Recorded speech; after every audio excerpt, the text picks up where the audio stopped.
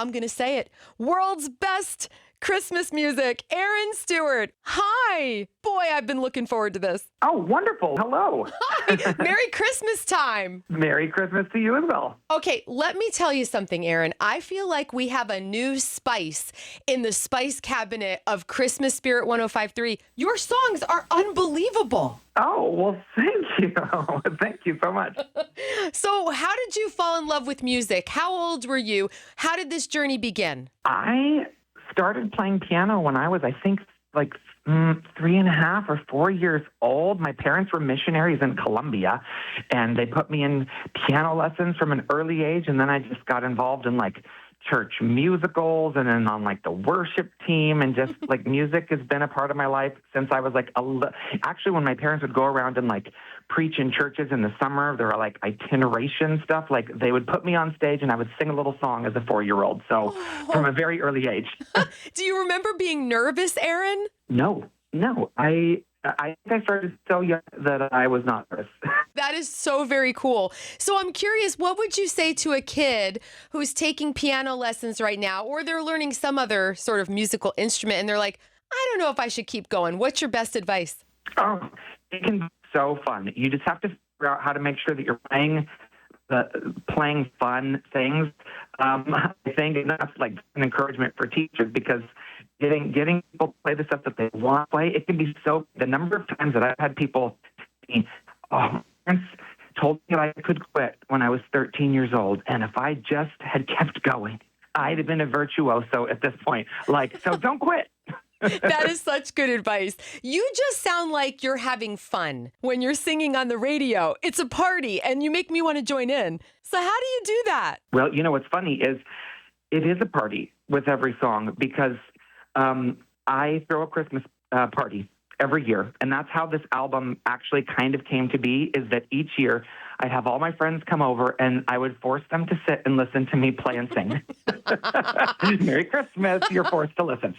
And so every year I would spend a few months working on like some new arrangement of a song that would be fun for everybody to listen to. And after 7 or 8 years of doing this, I'm like, well, I've got 7 or 8 super fun songs that people at my party loved. I should like turn this into an album. So it's funny that you hear it as a party, because that is exactly where it started. Wow. Like, even I'm just thinking about people stuck in traffic in Seattle and they're just jamming. They're like, I don't care. I'll get to work late. I'm jamming with Aaron. That's awesome. I love that. It is awesome. Now, it sounds like your life hasn't always been a party. There was a silent night, so to speak, a season in your life where you weren't making music. What was that like? Yeah, well, my full-time job, I got a degree in music, and I was a worship pastor at a couple of churches.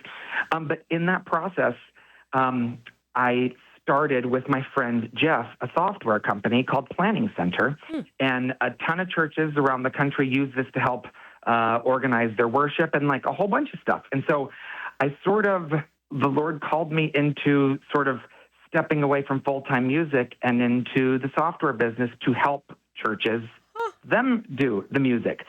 So for about 10 years, my creativity was mostly only directed towards designing software. Wow. And so music sort of put on the back seat. And I'm like this logical person, so everything like has to have a reason. And so, So it was like, well, if music is not my job, then how does it fit in? And so it took me quite a few years to figure out, like, music is an outlet of the soul. Yes. And like, it does not have to be my job in order for me to do it. So, you know, in 2021, after all those Christmas parties and everything, I'm like, I think it's time to turn this back into like a great, fun side project that can still be really fulfilling, even if it's not like my main thing. Incredible. And you're right. It is from the soul, and it's a gift. My daughter's a musician. I have not a musical bone in my body, but I'm fascinated about how people like you and my Hannah, you make music. So Aaron, what does that look like, building the instrumentation? Is it sort of like musical Legos? How does this work? Well, you know, it works different every time. And with this project, like, I am a piano, like I took orchestration in college, and I've written things for like all the people. But because these all started as this Christmas part, I call it Christmas at the piano. That's what my Christmas party was called. And so my intent is sort of like the piano is the whole orchestra, at least with so many of these arrangements. And so I made it so that the piano was the full thing. And then what happened was I took it to my friend Daniel and I was like, hey, I'm too close to this. Can you like help me turn this into a record and like do the orchestrations? And I think that was the coolest part because there are songs on my record like Oh Holy Night and Silent Night. They're the more like slow, like just full orchestra. I went to Nashville and recorded this with a full orchestra there. And to hear the people that actually turned my piano music into the orchestra music on those two songs specifically, it was like they didn't write anything different. They just took all the notes that I was already playing on the piano and they figured out how to assign different ones of those notes to different instruments in the orchestra, like at the right time. So then to go there and to sit in a room of an orchestra playing back this thing that I had always played on the piano, but it just felt like it was expanded into this whole world. That was like one of the best days of my entire life to hear the orchestra come alive on that music. It was incredible. Wow. Oh, I love hearing that. I mean, your Christmas music feels so alive. I would love to ask you about your journey to Jesus. You grew up a missionary kid, and I'm wondering, how did you come to believe in him? Well, that's not that interesting of a story, I guess, but in and of itself, maybe that's interesting, is that it was just sort of part of me from a young age. And so I don't have some specific like conversion moment or something. Yeah. I do remember in high school thinking like it wasn't like such a distinct moment that I remember it super vividly, but I do remember the time where it was like, oh, like this isn't just something that can just be passed along.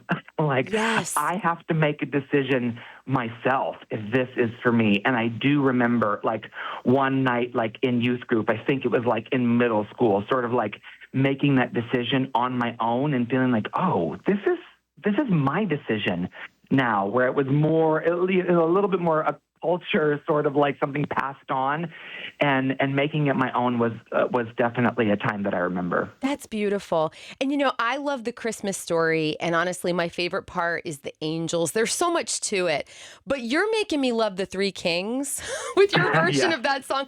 I'm wondering, what's your favorite part of the Christmas story? Maybe there's a person or a character you identify with. Well, I mean, I do. Talking about the Kings, I love the Kings because there's so much that we don't talk about in the Kings. And what I love, like in my version of We Three Kings, there's a verse. Well, I mean, in the main version, each verse is about the different gifts that each king brings. And we don't normally sing those verses. We just sing the main We Three Kings, and we forget to go into the gold and frankincense and myrrh. And so thinking through like what each of those gifts, the frankincense of the oil that like was used to anoint, bodies and stuff like that, and the myrrh, all those different ways that they like foreshadow the different parts of Jesus's story and his burial and resurrection and his kingliness and all those things. I just think digging into those parts of the story and like finding that extra stuff that we don't talk about too much, I think that's one of my favorite parts. Wow, that's fantastic. Aaron, it's so much fun getting to know you. Do you have a favorite Christmas memory to share? Well, I mean, the first thing that comes to mind is there are 5 kids in my family. I'm the oldest of 5, and we were precocious, and we wanted to figure out what the Christmas presents were going to be. Uh-huh. And I think I might have been a little devious as a child. Not really. I was a goody two-shoes. But at Christmas, I needed to know. And so I, one year, went through and I saw all the gifts that were wrapped to me, and I secretly unwrapped them, figured out what my presents were, and then I wrapped them all back again as if you could not tell. Now, I thought that I was so smart, but my mom is always smarter, and she figured out that this is what happened. I think I did not do a good enough job faking my surprise the next day, or who knows what it was.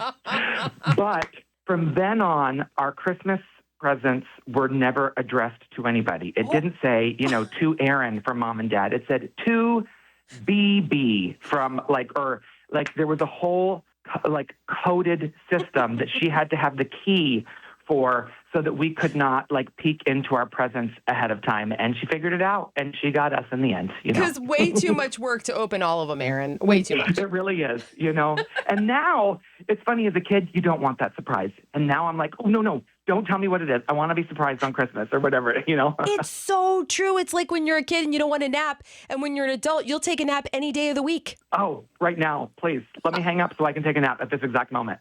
Oh, I love it. Aaron, what's your favorite Christmas treat? Like, for some reason, I have rediscovered the joy of candy canes and hot cocoa this year. Oh, okay. So, that's funny because as a standalone thing, peppermint, like just the mints have never been like my favorite thing. They're fine. Yeah. But I'm like never going to go for a candy cane. But you saying putting the candy cane in, like, so chocolate, okay, especially dark chocolate, that's my jam. Yep. But I have rediscovered what you said of like putting the peppermint inside. Oh, like that is a good time in the cup right there. So like I am with you on that one. And marshmallows or no marshmallows in your cocoa? Okay, I will take just a sprinkling of marshmallows. It's another one of those things that I just do not like marshmallows on their own. Like for Easter time, don't even bring a peep near me. Don't want to see it. No, thank you. But put a few marshmallows in the hot cocoa. Yes, I'll take it every day of the week. Oh, you are so much fun. Aaron, Stewart, I feel like I made a new friend today. God bless you and your wonderful family. And come back. I would love to. Love to. Thank you so much, Erica.